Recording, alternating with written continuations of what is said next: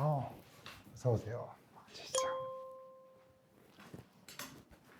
저는 법무법인 영의 신수경 변호사라고 합니다. 저는 민변 아동청소년인권위원회에서 활동을 하고 있고요. 아동학대 사건 관련해서 법률 지원이라든가 공적제도 개선과 관련된 활동을 하고 있습니다. 국립과학수사연구원 법의검사과에서 아동 사망 사건을 분석하고 연구하고 있는 김희송이라고 합니다. 오늘 저희가 함께 나눌 이야기는 아동의 죽음을 어떻게 사회가 다뤄야 하는가에 대한 질문에서 시작됐습니다. 이 테이블 위에 있는 이 장치가 혹시 어떤 장치인지 감이 오시나요? 글쎄요. 바로 후방 카메라입니다. 2002년 미국 뉴욕 소아과 의사였던 한 아버지가 자신의 SUV를 후진시키던 중에 2살 된 아들 테메론을 치어 숨지게 했습니다. 그는 이렇게 말했습니다. 저는 소아과 의사입니다. 누구보다 아이의 안전에 신경 쓰며 집을 꾸몄습니다. 그런데도 그런 일이 제게 일어났습니다. 그렇다면 이건 누구에게나 일어날 수 있는 일입니다. 오늘 우리가 이야기할 제도는 한 아이의 죽음에서 시작된 질문에 대한 사회의 대답입니다. 제가 질문 하나 드릴게요. 우리나라에서 아이들이 사망하는 가장 큰 원인이 뭐라고 생각하십니까? 아무래도 통계적으로는 질병으로 인한 사망이 많지 않을까 싶습니다. 제가 자료를 본 바에도 질병이 맞습니다. 하지만 실제로 제가 연구하기 위해서 분석했던 그런 아동 사망 사례들을 살펴보면 의외로 사고사가 정말 많았습니다. 특히 사고로 위장된 방임이나 어떠한 그 구조적 사각지대로 인한 사망이 참 많았습니다. 네, 실제로 질병을 제외한 아동, 청소년 사망의 가장 높은 원인은 사고입니다. 통계청 통계에 따르면 최근 5년간 안전사고로 사망한 아동은 총 1,085명, 그중 교통사고가 538명으로 가장 많았고요. 추락 140명, 익사 161명, 화재 36명, 중독 20명 순이었습니다.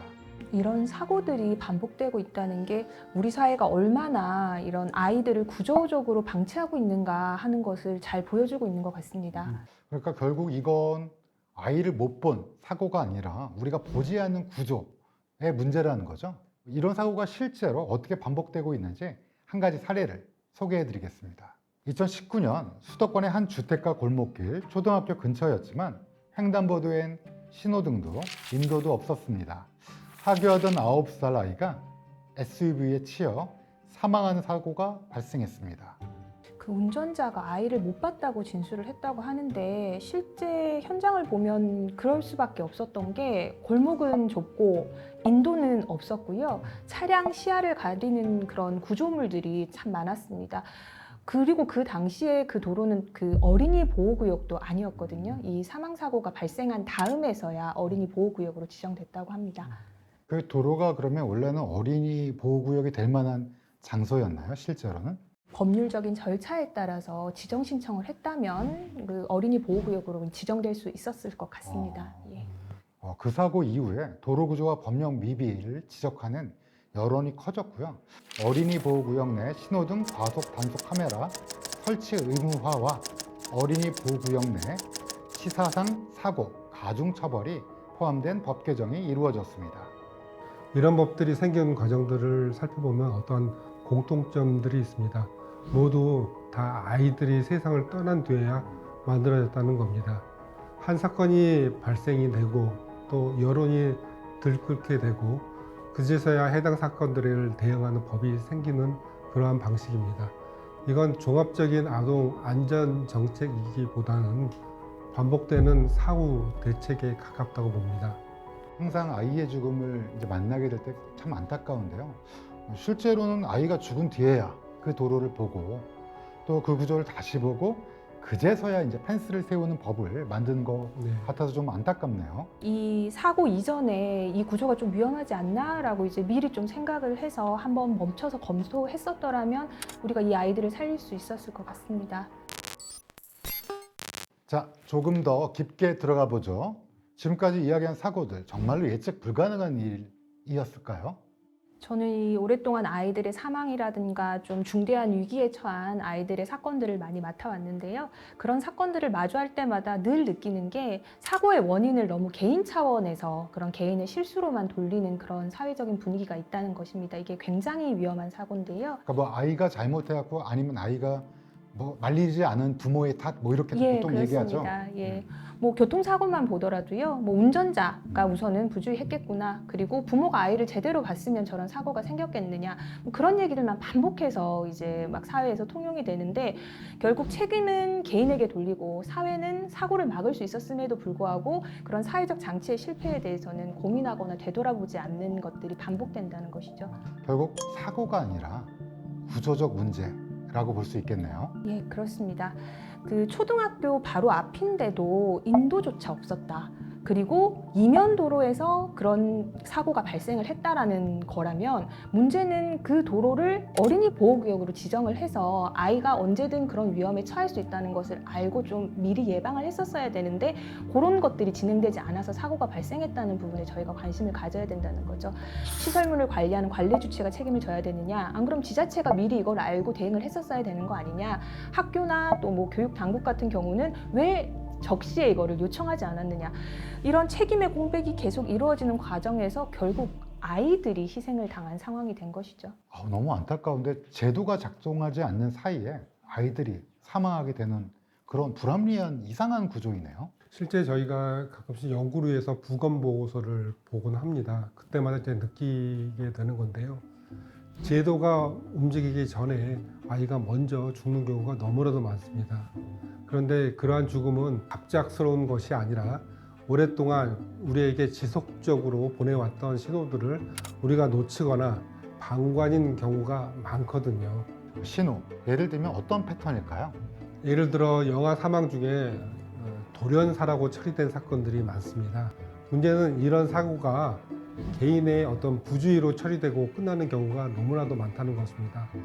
그런데 어떤 집은 다 똑같지가 않고 아이를 보여줄 침대를 갖출 수 있는 환경이 되지 못해서 바닥 생활밖에 할 수 없었던 그런 열악한 환경에 있는 경우나 또 어떤 부모는 아예 그 어떤 환경이 위험한지에 대해서도 인지하지 못하는 경우가 굉장히 많이 있었습니다. 예를 들어서 영아 돌연사와 관련된 어떤 수면 사고들을 살펴보면 우리나라뿐만이 아니라 미국에서도 그런 사건들이 많이 발생했거든요. 수면용품 같은 경우에 바닥의 수평면과 등받이 각도가 이게 10도 이상 되면 아이가 사망할 가능성이 높습니다. 하지만 한국은 이런 조치에 대한 어떤 기준조차도 현재까지 아직 마련하고 있지 않은 상태입니다. 친구에 대한 기준이 있어야 되지 않나 네, 이런 생각 너무 많이 했었는데 잘 네. 지적해 주셨고요. 결국 그 사고는 개인이 만든 게 아니라 사회가 충분히 검토하지 않은 위험이 만든 결과일 수도 있겠네요. 예, 맞습니다. 그 개인이 아이를 제대로 돌보지 못했다가 아니라 그 위험한 길에 아이가 있는 걸 예상하지 않고 도시계획이 이루어졌다라는 걸로 이제 논의의 평면을 바꿔야 되는 거고요.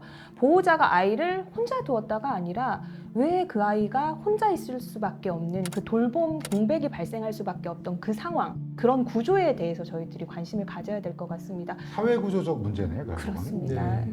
사실 이런 사망 요 자체 행위만 보고 끝을 내니까 매번 새로운 사건인 것처럼 보이지만 그렇게 생각을 해서는 안 될 것 같고요. 비슷하고 같은 죽음이 반복이 되고 다만 그 아이들 이름만 바뀐 죽음이 계속 반복되고 있다고 생각합니다. 아이 한 명이 세상을 떠나갔을 때 우리가 해야 할 일은 그 죽음을 애도하는 데서 멈추지 않아야 합니다. 왜 그러한 일이 일어났는지, 무엇을 놓쳤는지 되짚어야 합니다. 그럴 때 비로소 또 다른 아이의 죽음을 막을 수 있습니다. 지금 우리에게 필요한 건 아동의 죽음을 맞이하고 거기서 배우려는 어떠한 사회적인 노력입니다. 그게 어떻게 보면 아동 사망 검토 제도의 출발점이라고 볼 수 있습니다. 그렇다면 아이의 죽음을 검토해서 만들어진 제도는 실제로 어떤 변화를 가져왔을까? 이번에는 아동 사망 사고를 구조적으로 들여다보고 그 검토가 어떻게 제도로 이어져 왔는지를, 그리고 그 제도가 어떻게 아이의 생명을 살렸는지를 한번 살펴보겠습니다. 2002년 미국에서 2살배기 아이 카메론 굴브란센이 아버지의 SUV에 치여 사망한 사건은 큰 충격을 주었습니다. 이 비극을 계기로 미국에서는 카메론 굴브란센 아동교통안전법이 제정되었고 2018년부터는 모든 신차에 후방 카메라 장착이 의무화되었습니다. 이 법이 통과되기까지 많은 부모들과 이제 시민단체들이 지속적인 노력과 로비가 있었습니다. 이와 함께 아동 사망 검토 제도를 통해 그 카메론처럼 후진 차량에 목숨을 잃은 아이들의 사례가 꾸준히 검토되었고 그 과정을 통해 축적된 데이터와 전문가들의 분석이 결국 국회를 움직일 수 있었습니다. 네, 실제로 후방 카메라 의무화 이후에 미국에서 후진 중 발생하는 사고가 약 17%가 감소한 것으로 나타났는데요. 70세 이상 운전자에게는 그 효과가 더욱 컸다고 합니다. 이러한 어떤 변화는 단순히 기술의 도입만으로 이루어진 것은 아닙니다. 아이의 죽음 이후 그 원인을 구조적으로 분석하고 제도적으로 반영하는 시스템이 있었기에 가능한 일이었습니다. 이런 시스템을 만드는 게 바로 사회의 책임이라고 생각합니다. 이 아동 사망 검토 제도라는 게 이러한 책임을 다하기 위한 중요한 수단이 될 수 있을 걸로 생각합니다. 오늘 우리는 너무 일찍 목숨을 잃은 아이를 기억하며 만든 제도가 얼마나 많은 생명을 지킬 수 있었는지를 이야기했습니다. 그런 변화 뒤에는 한 아이의 죽음을 끝까지 놓지 않았던 사람들이 있었습니다. 우리에게 필요한 건 그 죽음을 잊지 않고 검토하고 바꾸는 일입니다. 다음 편에서는 그 검토와 제도가 있었다면 막을 수 있었던 또 하나의 죽음에 대해 이야기합니다.